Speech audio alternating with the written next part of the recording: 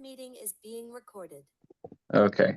Despite this background, I haven't figured out how to deactivate. I'm actually just here at the shul right after Marv. So thank you for hanging on, guys. All right. We are Maseches Sukkah, of course. Nun Daled Amud Aleph, 54a. Kind of in the middle of the page, maybe just above the middle of the page. We're at the words Ki Asa Rav Acha Bar Chanina Midroma. Okay. Kiasar Rav Acha Bar Chanina Midroma. Isi Masnisa. Is that so nice? He brought a Mishnah along with him. Biyade. Ubnei Aaron HaKohanim Yisku Bechad. Actually, let me just see where this is. Okay. This gets referenced later on the Hayamanoff as well. Okay, I'm just looking at the reference. It says Ubnei Aaron HaKohanim Yisku Bechatzotzros, that the sons of Aaron, the Kohanim, they will blow the trumpets. She'ein Tamalomar Yisku. Now, it doesn't need to say the words Yisku. Shekafar Nemar, Uskatem Bechatzotzros. It already says that what do you do with the Chatzotzros? You blow them. So, Alo Seichem Azichi Shalmechem. So, Matom Tamalomar Yisku. Why does it have to say Yisku again? Hakol the Fiamusafin token. So, it gives us something that sounds very, very vague, which is that for Musafin, we blow as well. Now, Hu Tani Lav Hu Amarla. He didn't just report this teaching to us, but he did us a favor and he explained what it meant as well. Lomar token I'll call Musaf Musaf. What it means is that there were blasts that accompanied every single carbon Musaf. So meaning on days where, let's say, Shabbos, Rosh Chodesh, we'll get to this in just a moment, presumably there would be more blasts because there would be a carbon Musaf for each of them. So it's none. So here's the question though. Erev Shabbos it says in our Mishnah that Erev Shabbos that was in middle of Sukkot, they would blow 48 blasts. Vem Isa, and if what we just taught is true, we should really have 51 blasts to account for the additional Musaf offering. We have a Musaf for Shabbos and a Musaf for Sukkot. So it should really be a 51. So is this really true that we blow for each and every one? So the answer for this is that we do not blow for the opening of the gates on Shabbos. That's not something that we do for Shabbos. So that really brings it down to 48 again. But Amar Rava,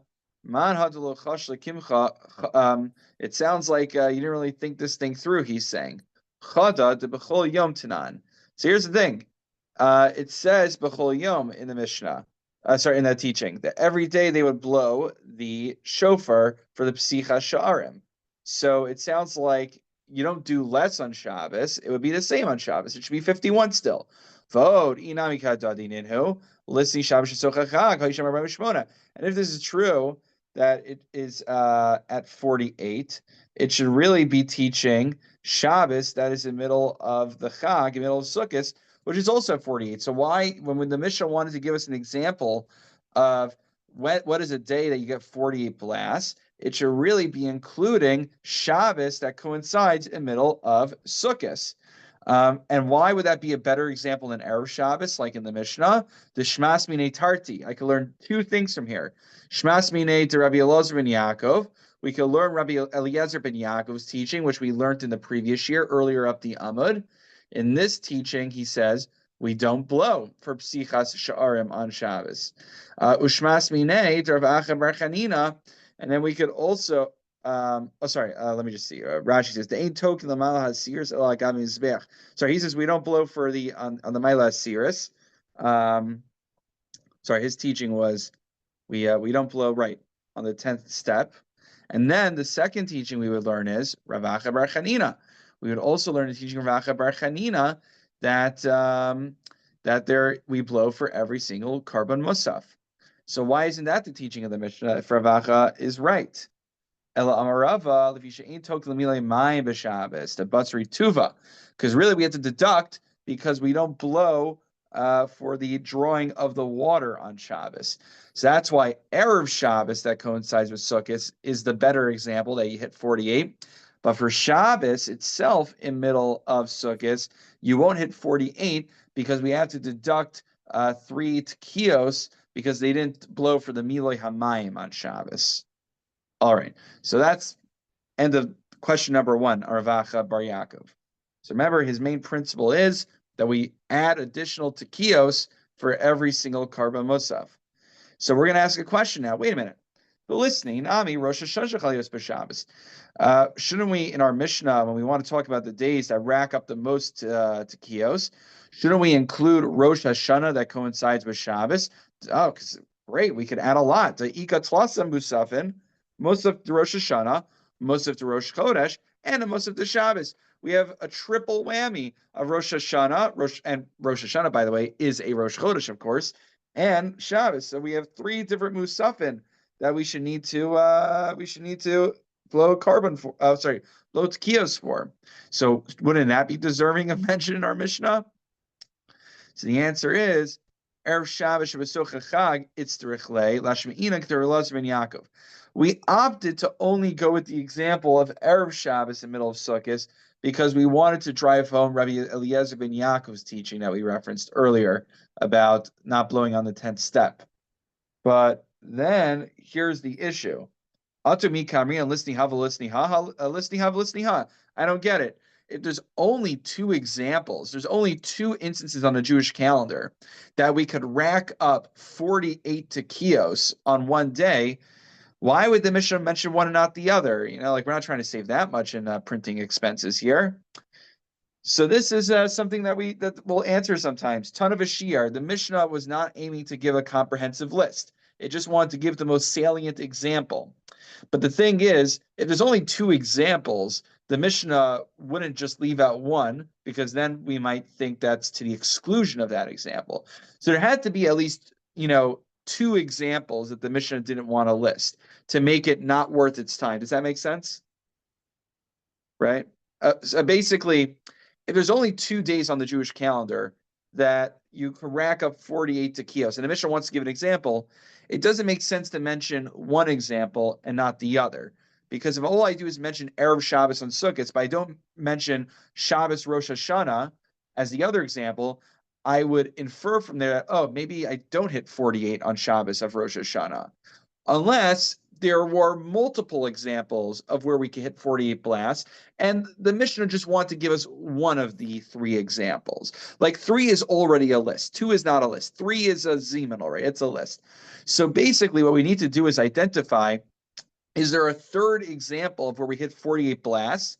And then we can understand why Shabbos Rosh Hashanah wouldn't be included, because the Mishnah is not trying to give us an exhaustive laundry list. Is that okay, good. All right, somewhat.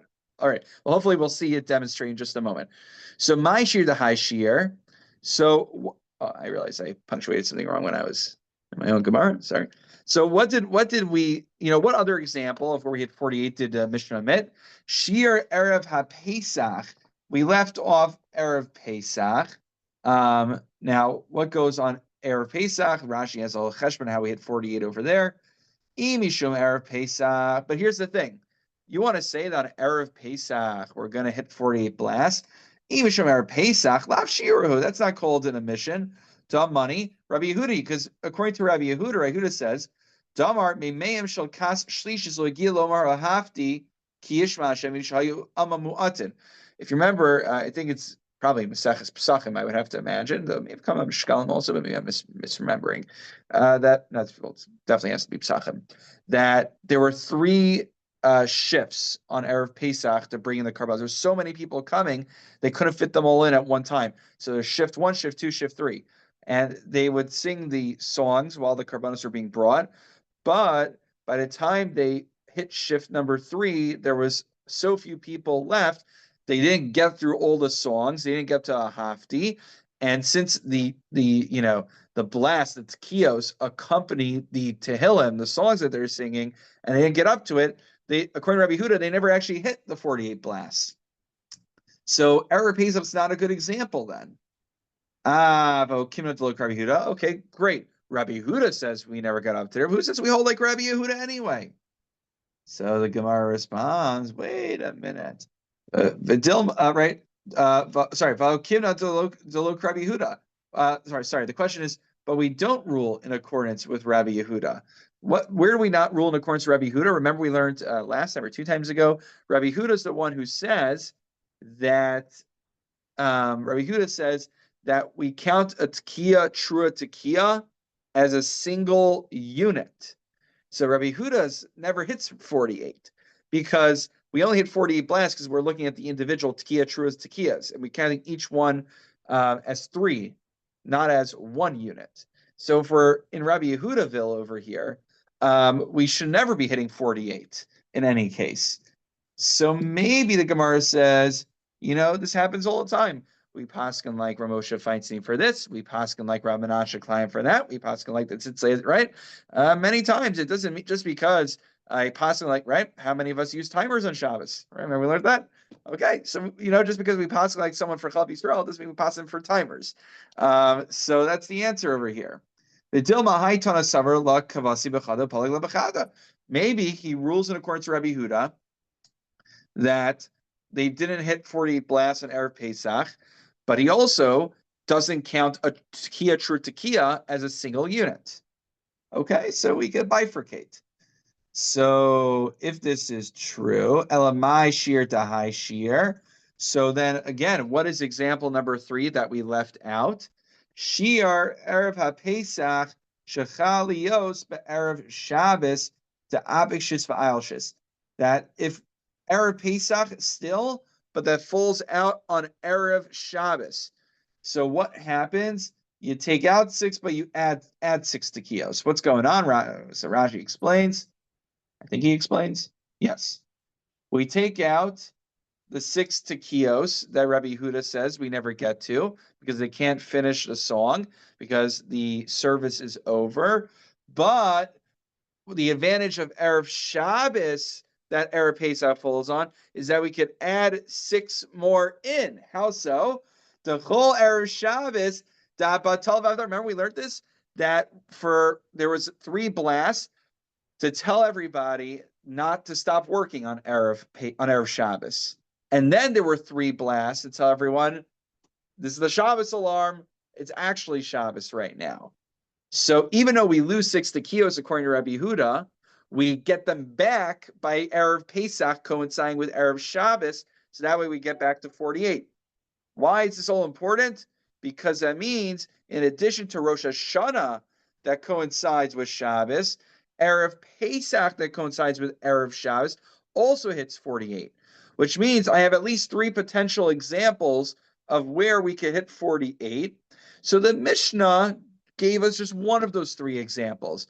It gave us the example of Erev Shabbos on Sukkot that hits 48 tekios. And that was to demonstrate a point of the halachos that we learned earlier. But it's not to the exclusion of the other days. And the reason this is important is because this support. So now Rav Acha Bar Chanina Midrama, he posited that for every musaf we blow additional tekios. So it makes sense on Rosh Hashanah, for Rosh Chodesh, for Shabbos, I get to 48. But why is that 48 not listed in the Mishnah? Because the Mishnah is not giving us an exhaustive list. It didn't give us Erev Pesach, Shechalios, Erev Shabbos, and it didn't give us Rosh Hashanah, Shechalios, B'Shabbos. It just gave us Erev Shabbos in middle of the Chag. So it's possible that we do indeed blow for every carbon musaf. Okay. So we'll put our bookmarks in over here in the Dalam Bays. The next piece will actually be kind of like, it's a very long-winded. It kind of takes us all the way to, it'll take us straight to Nun Hey Amud Aleph. And just a quick point about scheduling. Hopefully, if I look at my calendar, can you still hear me, guys? Mm-hmm. Okay. Mirza Hashem, we are still on for Gemara next week at 8:15 Thursday as well. My plan, God willing, is that we plan to hopefully call Verizon to get the internet up in the apartment in short order. So once we move on the 16th, I am hoping by the 19th we'll have functioning internet. If not, actually, I could just do it on data on my phone, so it doesn't make a difference. I think there's good cell service there. What about after school? Where are you going? Yeah, or the shul. The shul has Wi-Fi as well. It's a little bit spotty though, so we need to figure that out. I guess every shul Wi-Fi is a little bit spotty. Yeah. It's just a quirk. Maybe they don't want us, reading Facebook during mincha time. Maybe that's the idea. So yeah, so I mean, definitely next Thursday, and we'll touch base after the move, but whether it's Thursday at 8:15 or maybe shifting a little bit, but I hope to keep up our weekly schedule. That way we'll do, let's see, 1, 2. Well, it's not 3. 8:15, so what time will it really be next week? Oh yeah. 8:45.